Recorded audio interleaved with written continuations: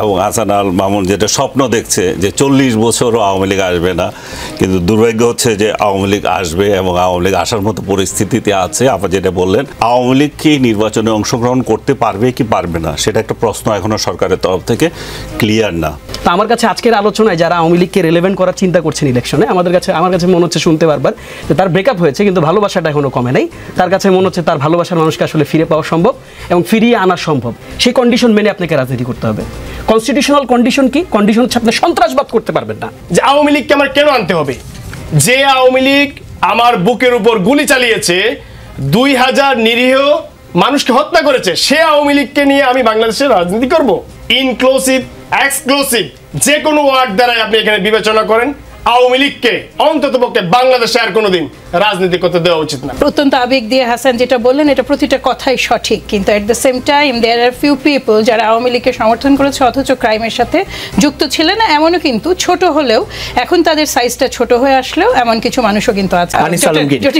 আপনার কাছে আসতে চাই, ডিসেম্বরের প্রথমার্ধের তফসিল, সেই নির্দেশনা বা সেই ঘোষণা ইতিমধ্যে নির্বাচন কমিশনের কাছ থেকে এসেছে প্রধান উপদেষ্টার নির্দেশনা অনুযায়ী। আপনি কি মনে করেন তফসিল পরবর্তীতে যে সংকট সংশয় ছিল সবকিছু কি উতরে যাওয়ার সুযোগ হয়েছে কি এখন? কিছুটা তো হয়েছে। আপা যেভাবে বললেন যে অনেকে আশাবাদী হয়েছে, এই আশাবাদী যে জিনিসটা আমি নিজেও আশাবাদী হয়েছি, কারণ আমরা দেখেছি যে ফেব্রুয়ারিতে ইলেকশন, একবার হচ্ছে জুনে ইলেকশন, এইরকম কথাবার্তা যখন চলছিল, এপ্রিলে ইলেকশন, তখন একটা সুনির্দিষ্ট তারিখ আমাদের খুব দরকার ছিল, সুনির্দিষ্ট চিঠি দরকার ছিল, যেটা ইলেকশন কমিশন এখন পেয়েছে এবং তার ভিত্তিতে তারা এগিয়ে যেতে পারে। ইলেকশন কমিশনার এর আগে যে একটা ইন্টারভিউতে উনি বলেছিলেন আমরা অনেকটা তৈরি আছি। আমার মনে হচ্ছে যে ইভেন ইলেকশনটা যদি ডিসেম্বরেও দিয়ে যাওয়া যেত তাহলে আরও ভালো হতো। এই যে সংশয়, এই যে অনিশ্চয়তা, এগুলো অনেকগুলো কেটে যেত, কারণ রাজনৈতিক দল যারা পার্টিসিপেট করবে তারা তখন ইলেকশনমুখী হয়ে যেত। এখন যারা ইলেকশনমুখী হওয়া যাদের ভয়, তারা এখন নানা ইস্যু নিয়ে কিন্তু আবার তুলবে, এই হবে না, সেই হবে না, এটা হয়নি কেন, এটা অভিমান পর্ব, তাদের অনেকের অনেক কিছু চলবে, আক্ষেপ, অভিমান পর্ব চলবে। আপনি আজকে দেখছিলেন ইসলামী আন্দোলন, তারা বলছে যে অন্তর্বর্তীকালীন যে সরকার জাতীয় সংসদ নির্বাচনের জন্য যে মরিয়া হয়ে উঠছে, তারা যে জুলাই সনদের আইনি ভিত্তি নিশ্চিত করতে হবে। এটা আইনি ভিত্তি তাদেরকে কিভাবে দেবে আমি জানি না, এবং সংস্কার কিভাবে দেবে জানি না। আবার আপনি তো দেখেছেন আমাদের জামাত ইসলামী প্রায় একই সুরেই বলছে যে আগে সংস্কার নিশ্চিত করতে হবে, তারপর জামাত ইসলামের নামটা আমি বলতে চাচ্ছিলাম, আপনি বললেন, তো তারাও একই কায়দায় এটা করছে। তো এই এবং যারা এনসিপি এখানে যাদের উপর আবার অনেকের প্রত্যাশা এবং ইন্ডিয়ান গভর্নমেন্টও যাদেরকে অনেকটা ফেভার করে, তারা ইলেকশনে যাবে, তাদের তো বোধহয় এখনো হয়নি, নিবন্ধন হয়নি, তাদেরও মান অভিমান অনেক আছে। আপনি তো দেখলেন যে একজন তো অভিমান করে বললেন যে আমি এই অনুষ্ঠানই বর্জন করে তারা সে প্রসঙ্গে নীরব প্রতিবাদ। এই যে মানবাভিমান পর্বগুলো তাহলে আর থাকে না, যত তাড়াতাড়ি ইলেকশনমুখী হবে আমি মনে করি যে এগুলো চলে যাবে। ডক্টর ইউনূসের প্রতি যে মানুষের একটা, সরকারের প্রতি যে একটা কিছু মানুষের, সবাই না, কিছু মানুষের প্রীতি আছে আর কিছু মানুষের বিতৃষ্ণা চলে এসছে যে কত তাড়াতাড়ি একটা নির্বাচিত সরকার আসবে, এবং এই নির্বাচিত সরকারের জন্য মানুষ বসে আছে। এখন নির্বাচিত সরকারটা আসার পরে কি হবে সেটারও একটা অনিশ্চয়তা আছে, কিন্তু তারপরও চাই যে অন্তত একটা নির্বাচিত সরকারের হাতে ক্ষমতা যাক, একটা ইনক্লুসিভ সোসাইটি, যেটা ডক্টর ইউনূসের কাছে সবাই আশা করেছিল। জুলাইয়ের যে চেতনা, যে একটা ইনক্লুসিভ সোসাইটি ডক্টর ইউনূস আমাদেরকে উপহার দেবেন। জুলাইটা কেন হয়েছিল? যে ভোট হয় না, একদলীয় ভোট হয়। তো আমরা কি করেছি? আমরা চাচ্ছিলাম যে এমন একটা ইলেকশন হবে বাংলাদেশে যেটাতে সবাই অংশগ্রহণ করবে, সবার মতের অধিকার থাকবে, এই রাষ্ট্রটা সবার। সেই চেতনা থেকে উনি সরে গেলেন। উনি সরে গিয়ে প্রতিহিংসামূলক কার্যক্রমের দিকে বেশি নজর চলে গেল। তারপরে এই মব, আদার্স, এগুলো যেভাবে আসলো একের পর এক, আমরা অনেকগুলো ট্রেন মিস করেছি যে দেশকে এগিয়ে নেওয়ার। তো সেই প্রেক্ষিতে এই ইলেকশনটা কতটা ইনক্লুসিভ হবে সেটা তো এখনো ক্লিয়ারই না, কারণ হচ্ছে যারা এখানে নির্বাচন করছেন বা সরকারের ডক্টর ইউনূসের সরকারেরই একটা ইয়ে হচ্ছে যে আওয়ামী লীগ এবং তার সহযোগী যারা ছিল তাদেরকে এই নির্বাচন থেকে বাহিরে রাখা হবে, এখনো পর্যন্ত সিদ্ধান্ত। তো এই সিদ্ধান্ত যদি হয়ে থাকে, এটা তো ইনক্লুসিভ ইলেকশন হচ্ছে না, এটাতে কোনো সন্দেহ নাই। আর ইনক্লুসিভ ইলেকশন যদি না হয়, পরবর্তী পর্যায়ে এই সরকার কী ধরনের সমস্যাগুলো ফেস করবে সেটা একটা বড় প্রশ্ন। কিন্তু আমি তারপরও বলবো যে ডক্টর ইউনূস একটা নির্বাচন দিয়ে একটা নির্বাচিত সরকারের হাতে, সে যেই হোক, সে জামাত হোক, বিএনপি হোক, এনসিপি হোক, একটা নির্বাচিত সরকারের হাতে যদি ক্ষমতা দিয়ে যায়, মানুষ একটু স্বস্তি নিঃশ্বাস ফেলবে। কারণ একটা অনির্বাচিত সরকার, আমি বলবো না, তাদেরকেও তো কেউ না কেউ বসিয়েছে, একটা সাংবিধানিকভাবে তারা এসেছে, যে একটা তাদের হাতে সবচেয়ে বড় সমস্যা হচ্ছে ডক্টর ইউনূসের সরকার কিনা, সেটা মানুষ বুঝতে পারছে না। কখনো মনে হয় এটা জামাতের সরকার, কখনো মনে হয় এনসিপির সরকার। আর সারা দেশে যেভাবে চাঁদাবাজি এবং আদার্স কর্মকাণ্ড জড়িত আছে তৃণমূল পর্যায়ে, তাতে মনে হয় যে সরকারে তো বিএনপি আছে, সরকার ইলেকশনেরও আর কি দরকার।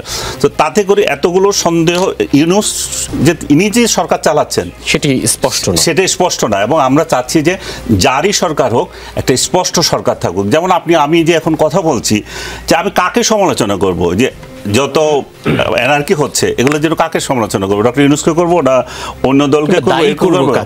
হ্যাঁ, দায়ী করবো কাকে? এমন একটা পজিশন আমরা চলে যাই। আসলে অবশ্যই ডক্টর ইউনূসকে দায়ী করতে হবে, কিন্তু যারা ঘটনার অংশীদার যারা, তারা তো আবার অন্য দলের। সো আমরা চাচ্ছি যে এমন একটা সরকার থাকুক, আমরা সরকারকে টার্গেট করতে পারবো, সরকারের বিরুদ্ধে কথা বলবো, এবং এই কাজটা হচ্ছে না কেন সরকারকে দায়ী করতে পারবো। কিন্তু এই মুহূর্তে আমরা কিছুই পাচ্ছি না, এবং এই মুহূর্তে এক ধরনের আতঙ্ক, কারে বলে কে কি অপরাধের মধ্যে পড়ে, কাকে কোন দিন তুলে নিয়ে যায়, ধরে নিয়ে যায়, এই আতঙ্কের মধ্যে, অনিশ্চয়তার মধ্যে আছে। অনেক ধন্যবাদ। আমি একটু তাহসিন রিয়াদ, যুগ্ম সদস্য সচিব, জাতীয় নাগরিক পার্টি এই নির্বাচন সংক্রান্ত অবস্থানে কোন অবস্থানে আছে? অর্থাৎ ফেব্রুয়ারি প্রথমার্ধে নির্বাচন, সেই লক্ষ্যে ইসি স্পষ্ট করেছে আজকে ডিসেম্বরের প্রথমার্ধেই তারা তফসিল ঘোষণা করবে। আপনাকে স্বাগত জানাচ্ছেন এই ধরনের উদ্যোগকে? ধন্যবাদ জানাচ্ছি। আমার সহ আলোচক যারা আছেন, আমার যথেষ্ট শ্রদ্ধার আলোচকরা এখানে আজকে আছেন এবং যারা দেখছেন, দেখুন কিছু ব্যাপার আমরা কিন্তু প্রথম দিক থেকে আমরা বলে এসেছি। বাংলাদেশের যে আলটিমেট যে process of democracy, this is the only option is election, there is no doubt, এটা তো আমরা সবাই জানি। এখন দেখেন, ইলেকশনের দিকে আমাদেরকে ক্রমান্বয়ে আমাদেরকে ছুটে চলতে হবে। এটা আমি যদি খুবই জেনারেল একটা অ্যাসপেক্ট থেকে বলি, এটাই তো প্রসেস হওয়ার কথা, এটাই তো প্রসেস হওয়া উচিত। এই ইলেকশন কেন্দ্রিক কারো কিন্তু কোনো দ্বিমত কখনো ছিল না। আমরা মাঝে মাঝেই ভুল ফ্রেম করি, মাঝে মাঝে আমরা একটু এভাবে করে দেখানোর চেষ্টা করি যে এনসিপি ভার্সেস ইলেকশন, মাঝে মাঝে আমরা এটা দেখানোর চেষ্টা করি, অনেক সময় এটা দেখানোর চেষ্টা করি, যদিও এই কাউন্টার আমার দিক থেকে না দিলেও চলে, তাও বলছি যে সরকার ভার্সেস ইলেকশন। কিন্তু ব্যাপারটা কিন্তু আসলে এরকম না। দেখেন, যেই জায়গাটাতে বিতর্ক, সেটা হচ্ছে যে ইলেকশন যখন হবে সেই মোমেন্টামে বা সেই মুহূর্তে আইন শৃঙ্খলা রক্ষাকারী বাহিনীর ভূমিকাটা কেমন হবে, সেটাকে ট্রান্সপারেন্ট হবে কিনা, সেখানে যেই ডিসিএসপি, যেই ওসিদের আন্ডারে ইলেকশনটা আপনার এক্সিকিউট হবে, তাদের ভূমিকাটা কেমন হবে। অ্যান্ড অ্যাজ এ হোল আমরা যেটা বারবার বলার চেষ্টা করেছি যে আমাদের এই যে জুলাই আগস্টের যে আমরা যেই মুভমেন্টটা দেখেছি, যে গণ অভ্যুত্থানটা আমরা দেখেছি, এটার যে আলটিমেট যে গোল ছিল, সেই গোলটা ছিল হচ্ছে যে আমরা একটা সুন্দর সাম্যের একটা বাংলাদেশ আমরা চেয়েছিলাম, যেখানে আসলে যে আমরা এই যে বিগত 16 বছরের যে রাজনীতি আমরা দেখেছি, এ ধরনের রাজনীতি থেকে আমরা আলটিমেটলি মুক্ত হতে পারবো। আমরা যে ধরনের অপরাজনীতি আমরা দেখেছি, সেই জায়গা থেকে আসলে আমরা স্বস্তি পাবো। আমাদের সাধারণ ছাত্র জনতা, একেবারেই আপামর যে জনতার যে পার্টিসিপেশন ছিল এই গণঅভ্যুত্থানে, এটা কিন্তু সেটাকে কেন্দ্র করেছিল। এখন থিং ইজ, আপনাকে এটা আগে বিবেচনা করতে হবে, আগে এটাকে আপনাকে বিশ্লেষণ করতে হবে যে এই আইন শৃঙ্খলা বাহিনীর যে পজিশন, সেটা আসলে ফেয়ার থাকবে কিনা, এটা ফার্স্ট কোশ্চেন। সেকেন্ড আরেকটা পজিশন দেখেন, আমরা বারবার একটা জিনিস বলার চেষ্টা করেছি, আমার কাছে মনে হয়েছে যে এখানে যারা আছেন তাদের ওই জায়গাটাতে দ্বিমত করার সুযোগ নেই। কেন নেই? দেখেন, আমরা বাংলাদেশে খুবই চমৎকার একটা প্রক্রিয়া কিছুদিন আগে কিন্তু আমরা সবাই এটার উইটনেস, লিভিং উইটনেস। বাংলাদেশে এই ধরনের প্রক্রিয়ার মধ্যে দিয়ে বাংলাদেশ কখনোই যায় নাই। যেটা আমরা দেখেছি যে আপনার যে সংস্কার কমিশনের যে আলোচনা, আমরা দেখেছি সেখানে একসাথে সকল দল এক জায়গায় বসেছে, তারা বিভিন্ন বিষয়তে আলোচনা করেছে। হ্যাঁ, কিছু কিছু জায়গায় হয়তো নোট অফ ডিসেন্ট, আমরা সেটাও তো একটা ভালো চর্চা, সেটা তো খারাপ কোনো চর্চা না। কারণ আপনি যদি ব্যাপারটা যদি এমন হয় যে ডক্টর মোহাম্মদ ইউনূসের পক্ষ থেকে যা বলা হবে সবাই বলবে যে হ্যাঁ লাভবাই, খুবই ভালো, আপনি যেটা বলছেন এটা আমরা সবাই মেনে নিলাম, তাহলে তো বিউটি অফ ডেমোক্রেসিটা হারিয়ে যাবে। কাজেই বিএনপি এক কথা বলবে, সেখানে জামাত ইসলামী আরেক কথা বলবে, সেখানে এনসিপি আরেকটা কথা বলবে। এই বহুমত নিয়েই তো ডেমোক্রেসিটাকে এগিয়ে নিতে হবে আমাদের।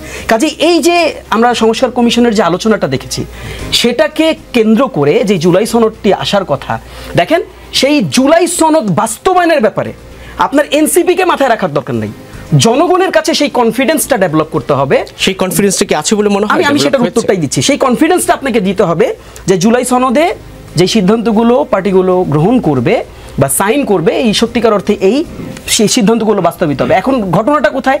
ঘটনাটা হচ্ছে ঠিক এই পয়েন্টে। আমাদের প্রপোজিশনটা হচ্ছে, হ্যাঁ আপনি যেটা হয়তো নিশ্চয় বলবেন যে সংস্কার তো ভাই একটা চলমান প্রক্রিয়া, এটা সারা জীবন ধরে চলবে, which is very right. We do not even have any disagreement regard this.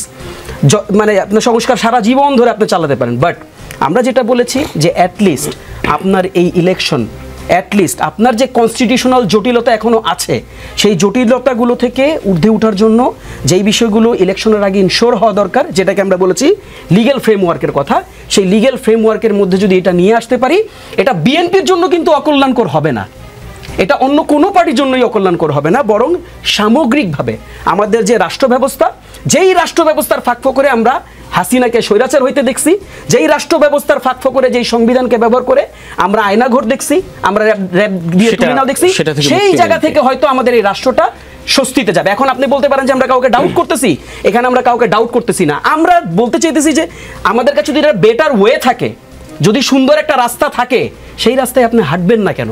আমাদের অন্তর্বর্তী সরকার এখন পর্যন্ত সেই রাস্তায় হাঁটছে না, না হেঁটেই নির্বাচনের তফসিল কিংবা নির্বাচন হওয়ার বিষয়ে ঘোষণা দিয়েছে। না, আমি ঠিক এই যে কাট পজিশনে আমরা যেতে চাই না। আমরা তো জুলাই ঘোষণাপত্রকে স্বাগত জানিয়েছি, আসা উচিত কিনা মানে স্পষ্ট সরকারের আপনি আপনার পক্ষ থেকে করতে পারেন, বাট আমাদের কাছে মনে হয়েছে যে হ্যাঁ, এখানে আরো বেশি আলোচনার দাবি আছে, এখানে আরো বেশি আলোচনা করার সুযোগ আছে। আমার কাছে মনে হয় যেহেতু সংস্কার কমিশনে আমরা অনেক দ্বিমত বিষয় ছিল, তো আমরা একটা জায়গায় একটা টেবিলে আমরা আসতে পারছি। আমার মনে হয় যে বিএনপি যদি একটু উদারতার পরিচয় দেয়, আদার পলিটিক্যাল পার্টিসগুলো যদি আরেকটু করে উদারতার পরিচয় দেয়, তাহলে এই সংকটগুলো আমরা নিরসন করতে পারবো। তবে খেয়াল রাখতে হবে আমাদের এই যে সৌহার্দ্যপূর্ণ আলোচনায় যাতে অন্য কেউ ফাঁকফোকর দিয়ে ঢুকে আমাদের মধ্যে বিভেদ সৃষ্টি করতে না পারে। হাসান আর মামুন, আপনারা কি মনে করেন যে আসলে সরকার, রিয়াজ যেমনটি বলছেন যে সংস্কার, সেই সংস্কারের বাস্তবায়ন সেসবকে উপেক্ষা করেই নির্বাচনের দিকে হাঁটছে, এরকমটি মনে হচ্ছে?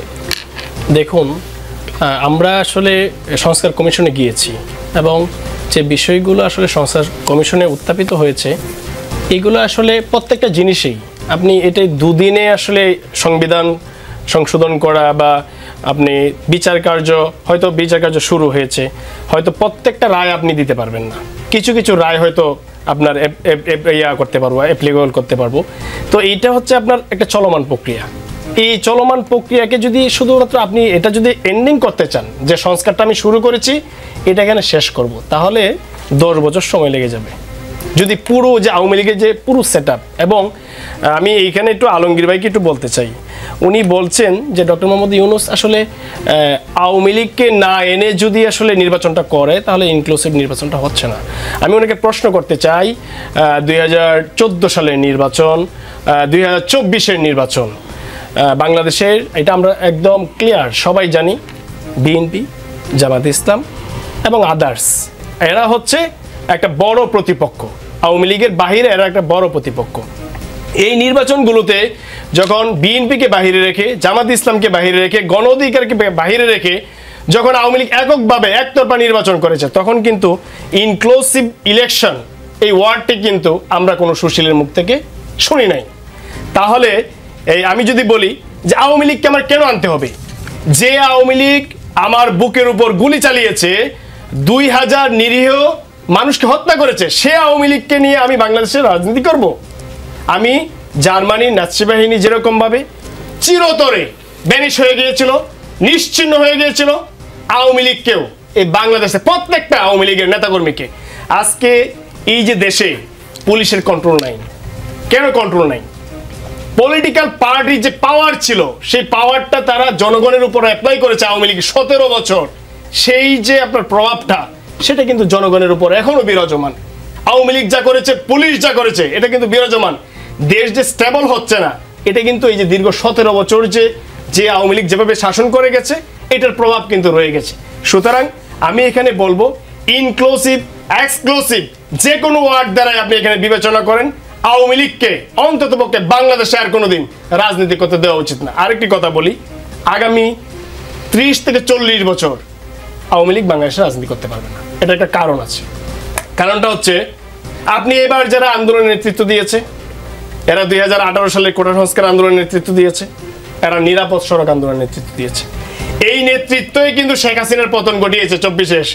এই কোটা আন্দোলনকে কেন্দ্র করে 18 সালের যে কোটা সংস্কার আন্দোলন, আমরা 8 মাস আন্দোলন করে যে শেখ হাসিনা সংসদে একমাত্র প্রথম শেখ হাসিনা সংসদে দাঁড়িয়ে সে ভাষণ দিয়ে বলতে বাধ্য হয়েছে যে সরকারি চাকরি তার কোনো কোটাই থাকবে না, এবং সে পরিকল্পিতভাবে সেটা হাইকোর্টের মাধ্যমে আবার যখন কোটা ফিরিয়ে আনার চেষ্টা করলো 24-এ, সেই 18 সালের পরিপত্র পূর্ণবহাল এর দাবিতে আবু সাইদ প্রথম জীবন দিয়েছে। আবু সাইদ কিন্তু গণ অভ্যুত্থানে জীবন দেয় নাই, এই গণ অভ্যুত্থানের জন্য জীবন দেয় নাই।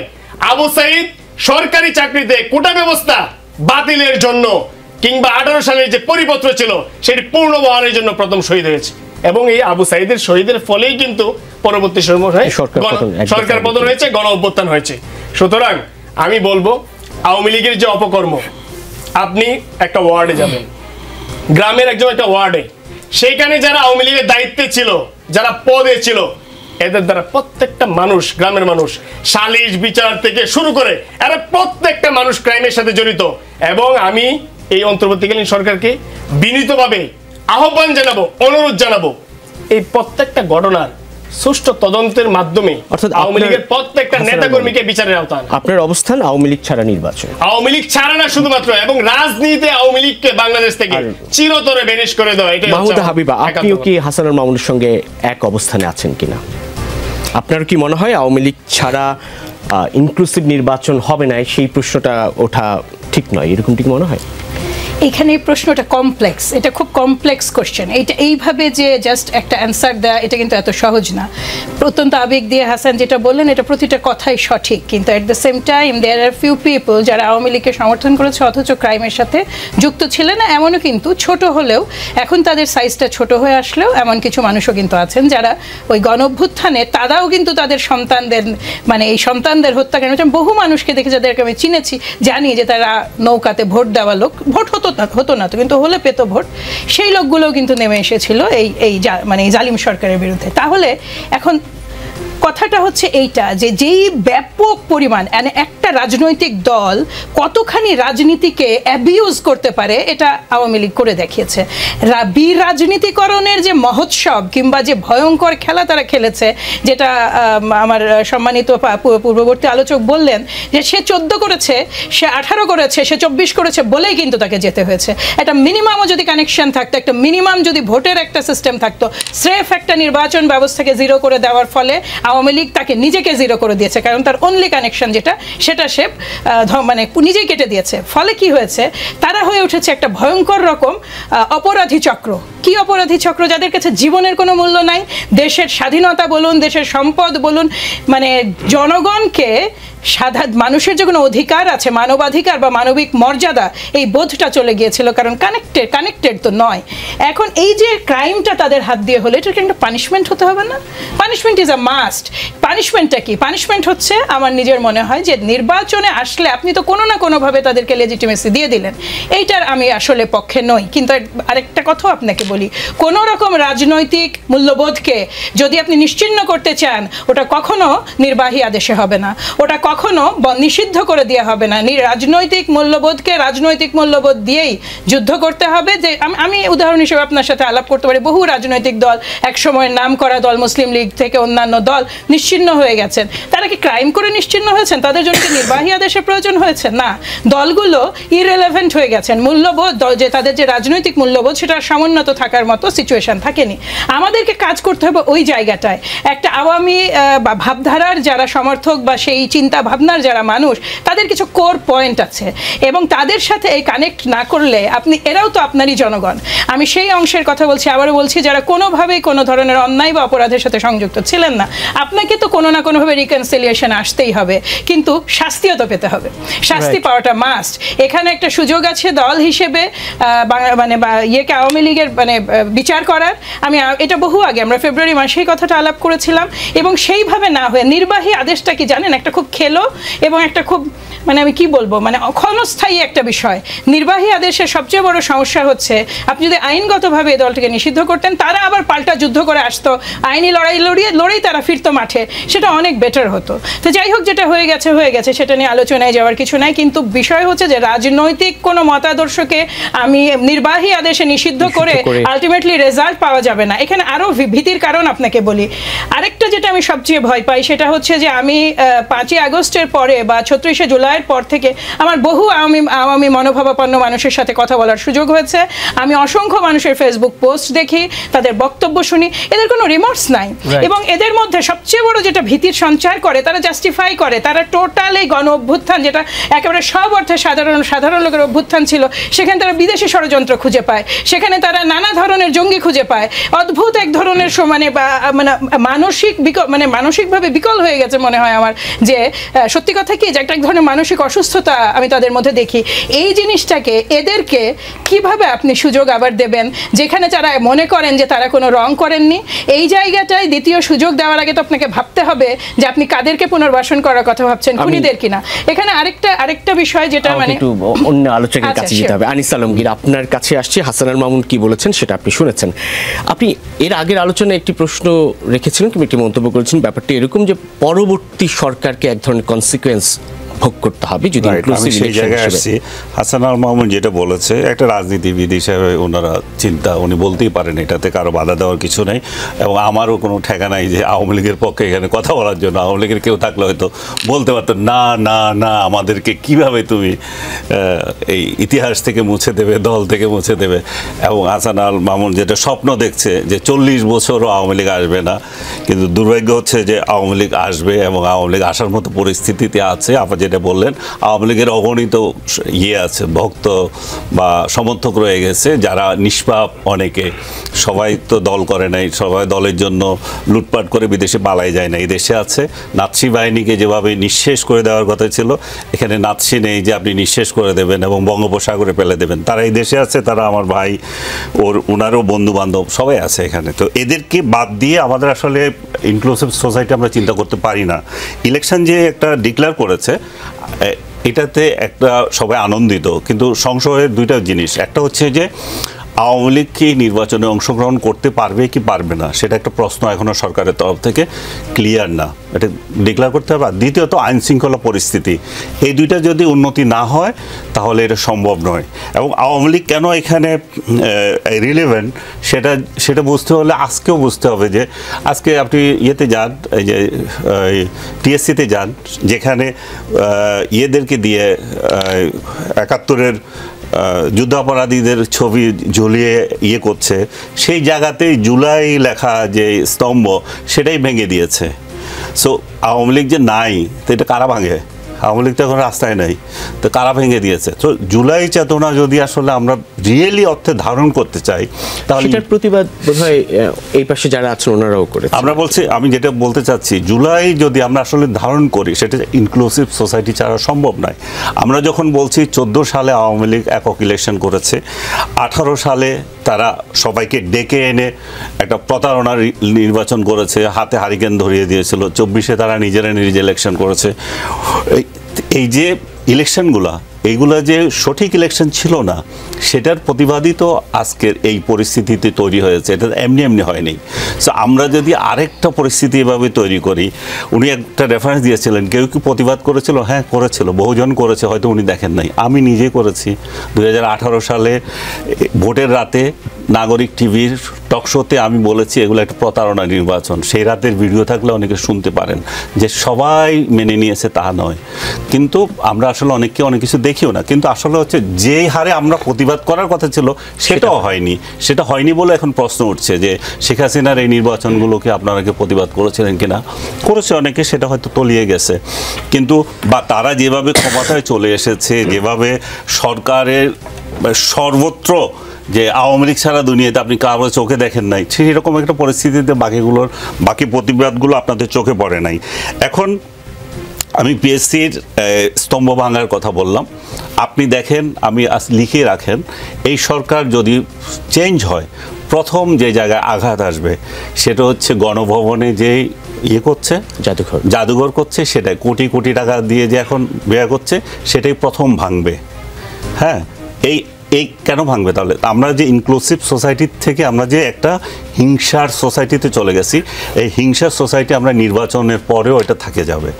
কারণ আমরা কিভাবে, আমি শুরুতেই বলছি ডক্টর ইউনূস আমাদের এই ট্রেনটা মিস করেছেন। আমাদেরকে একসঙ্গে চলে যাওয়া এবং যারা অপরাধী তাদেরকে জেলে দেওয়া, শেখ হাসিনা সহ যারা এখানে অপরাধী মনে হচ্ছে তাদেরকে চরম শাস্তি দিয়ে এই যে দলটাকে নিয়ে রাজনীতি করার অধিকার দিয়ে সবাইকে সামনে নিয়ে যাওয়ার যে সুযোগ ছিল, সেই সুযোগটা হয় নাই। এবং এখনও যদি সরকার চায় যে না আমরা একটা ইনক্লুসিভ ইলেকশন চাই, আমরা আগামীতে যারা নির্বাচিত হবে তাদেরকেও কেন কলঙ্কিত করবো? তারাও তো বড় গলায় বলতে পারবে না যে আমরা জনগণের রায়ে নির্বাচিত হয়ে এসেছি, আমরা একটা ইনক্লুসিভ ইলেকশনের মধ্য দিয়ে এসেছি। আপনি দেখেন প্রশ্নটা যেন না উঠে। আমি একটা সেকেন্ডে ঠিক করে দেবো। আপা বলছিল যে আওয়ামী লীগের লোকদের মধ্যে নাই, রিগ্রেট মেন্টালিটি নাই। যে আসলে আমি যদি বলি যে এই যে আওয়ামী লীগ আসলে রিগ্রেটে নাই, তারা মনে করছে যে তাদের বিরুদ্ধে যে আন্দোলন হয়েছিল সেটা একটা ষড়যন্ত্র, শুধু ষড়যন্ত্র গল্প বলেই তারা এটাকে চালিয়ে দিতে চাচ্ছে। তাদের অ্যাট্রোসিটিগুলো তারা আসলে স্বীকার করছে না। কিন্তু বাংলাদেশের রাজনীতিতে যদি আপনি আবার খেয়াল করেন যে ভুল স্বীকারের কোনো আসলে সংস্কৃতিই নাই। জামাতের 10 জনকে রায় সাজা দিয়ে দিল, তারপরও আজ পর্যন্ত 54 বছর পরেও জামাত কি কোনো ভুল স্বীকার করেছে? তারা কি এর জন্য ক্ষমা চেয়েছে? এখন আওয়ামী লীগও একই ঘটনায় বলছে আমরা ক্ষমা ওই দিন চাইবো যেদিন এই দেশে আসবো এবং এই দেশে আমাদের রাজনীতি করার অধিকার থাকবে। এর বিরুদ্ধে আমি কি বলবো, আপনি কি বলবেন? তাহলে আপনার ন্যারেটিভ আপনি তৈরি করেন। তাহসিন রিয়াজ, একটু বলবেন নিষ্পাপ আওয়ামী লীগ সম্পর্কে। দেখেন, আমার কাছে আমি আজকের আলোচনাটাতে খুবই স্টনিজড, খুবই অবাক লাগছে আমার কাছে যে আমরা আসলে ঠিক এমন একটা প্রসঙ্গে আলোচনা করছি। আমার কাছে খুব চমৎকার একটা ব্যাপার মনে পড়লো। আমাদের জেনজিতে একটা টার্ম আছে, সেটাকে বলে টক্সিক রিলেশনশিপ। টক্সিক রিলেশনশিপটা কেমন জানেন? সেটা হচ্ছে যে আপনার ব্রেকআপ হয়ে গেছে কিন্তু ভালোবাসা কমে নেই। তো আমার কাছে আজকের আলোচনায় যারা আওয়ামী লীগকে রিলেভেন্ট করার চিন্তা করছেন ইলেকশনে, আমার কাছে মনে হচ্ছে শুনতে বারবার যে তার ব্রেকআপ হয়েছে কিন্তু ভালোবাসাটা এখনও কমে নাই। তার কাছে মনে হচ্ছে তার ভালোবাসার মানুষকে আসলে ফিরে পাওয়া সম্ভব এবং ফিরিয়ে আনা সম্ভব। দেখেন প্রবলেমটা কোথায়, আমি একটু আপনাকে ডিটেইলি বলি। প্রবলেমটা হচ্ছে বাংলাদেশের রাজনীতি করতে চাইলে বাংলাদেশের কনস্টিটিউশনাল যে কন্ডিশন আছে সেই কন্ডিশন মেনে আপনাকে রাজনীতি করতে হবে। কনস্টিটিউশনাল কন্ডিশন কি? কন্ডিশন হচ্ছে আপনি সন্ত্রাসবাদ করতে পারবেন না। এখন আমি আপনাকে ধরে ধরে বলি, বাংলাদেশের সংবিধানকে আপনি ভুলুণ্ঠিত হইতে দেখছেন কিনা? একতরফাভাবে বাংলাদেশের সংবিধানকে, একরোখাভাবে বাংলাদেশের সংবিধানকে সংশোধন করে তত্ত্বাবধায়ক সরকার সিস্টেম বাতিল করে আপনি নির্বাচন হইতে দেখছেন কিনা? আপনি দেখছেন। আপনি বাংলাদেশে বাংলাদেশের 3টা ইলেকশনে পরপর সাধারণ মানুষের ভোটাধিকার নষ্ট হইতে দেখছেন কিনা? আপনি দেখছেন। You are the living witness, আপনি দেখছেন। আমি যদি বলি আপনি বাংলাদেশে মানবাধিকার ভুলুণ্ঠিত হইতে দেখছেন, আপনি পিলখানা দেখছেন, আপনি শাপলা দেখছেন, আপনি অসংখ্য গণহত্যা আপনি দেখছেন। এটা we are the living witness. And then আমি যদি বলি আপনি সাধারণ মানুষের যে মৌলিক অধিকার, এই মৌলিক অধিকারগুলো আপনি ভুলুণ্ঠিত হইতে দেখেন নাই, আপনি আয়নাঘর দেখেন নাই, আপনি কি দেখেন নাই কিভাবে করে র্যাপ তুলে নিয়ে ক্রস ফায়ার করে একটা মানুষকে মারতে একটা বুলেট যথেষ্ট হয়, একটা মানুষকে মারতে 11টা বুলেট তারা খরচ করেছে। আপনি কি দেখেন নাই? এটা কারা করছে, কাদের নির্দেশে করছে? এই জবাবগুলো আমাদেরকে নিয়ে তারপর আওয়ামী লীগকে রিলেভেন্ট করতে হবে। আপনি কি দেখেন নাই 1,18,000 কোটি টাকা, যেটা আপনি ক্যালকুলেটরে আপনাকে এখন লিখতে বললে আপনি লিখতে পারবেন না। কিভাবে 1,18,000 কোটি টাকা লিখতে হয় ইউ ইভেন নেভার নো। এই টাকা বাংলাদেশের বাইরে আমরা দেখেছি ঋণ নিয়ে বাংলাদেশের বাইরে পাচার করতে। আপনি কি দেখেন নাই $240 বিলিয়ন যেটা বাংলাদেশের বাইরে এই আওয়ামী পরিবারের যে সব কর্মকর্তা, আমি শেষ করি, আওয়ামী পরিবারের যে কর্মকর্তারা তারা পাচার করছে, আপনি দেখেন নাই? আপনি কি দেখেন নাই যে যেই আওয়ামী লীগ স্পষ্টত বাংলাদেশে 1600 মানুষ তো আপনি মানে লিস্টেড 1600 মানুষকে আপনি গুলি করে হত্যা করছেন। কিভাবে হত্যা করছেন আপনি চোখের সামনে, এই যমুনা টেলিভিশনে হাজার হাজার ফুটেজ আছে, এই যমুনা টেলিভিশন সেই সময় কভার করছে। আপনি কি দেখেন না কিভাবে এই মিডিয়াগুলোকে বন্ধ করে দেওয়ার মাধ্যমে গণতন্ত্রের টুটি চেপে ধরা হয়েছিল? আপনি এগুলো দেখেও যে এই যে স্পষ্ট সন্ত্রাস, এই সন্ত্রাসকে যখন আপনি ইলেকশনের প্রসেসে আসেন, আমার কাছে আরো বড় অবাক লাগে কখন জানেন? আওয়ামী লীগ এখন পর্যন্ত ইলেকশনে আসবে কিনা বলেন নাই, কিন্তু আনিস আলমগীর ভাইরা কিন্তু লম্বা সময় ধরে আওয়ামী লীগকে ইলেকশনে নিয়ে আসার জন্য কিন্তু তারা ন্যারেটিভ ডেভেলপ করছে। ভাই আমি একটু শেষ করি, আমাকে তো বেশি সময় দিচ্ছেন না, আমি একটু বলি। এটা প্রবলেমটা কোথায় জানেন? এটাকে বলে কি জানেন? এটাকে বলে নেরেটিভ ম্যানুফ্যাকচারিং। দেখেন আমি খুব অবাক হলাম। আমি আনিস আলমগীর ভাইকে কিন্তু আমি রিসেন্টলি তাকে ফলো করি না। উনি যেটা বলেছেন যথার্থই বলেছেন। 18 সালের ইলেকশনে, 24 সালের ইলেকশনে উনার এই ভয়েস আমি নিজে শুনছি। উনি যে এই নির্বাচনের বিরোধিতা করছেন আমি নিজে শুনছি।